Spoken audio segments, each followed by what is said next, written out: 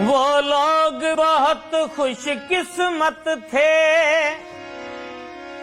जो इश्क को काम समझते थे, या काम से आशिकी करते थे।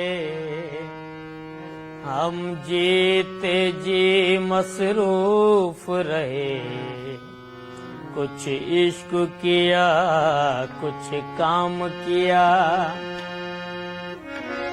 काम इश्क के आड़े आता रहा और इश्क से काम उलझता रहा। फिर आखिर तंग आकर हमने दोनों को अधूरा छोड़ दिया। वो लोग बहुत खुशकिस्मत थे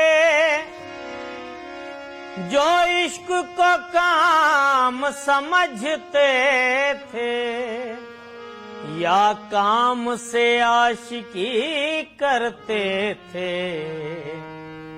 हम जीते जी मसरूफ रहे,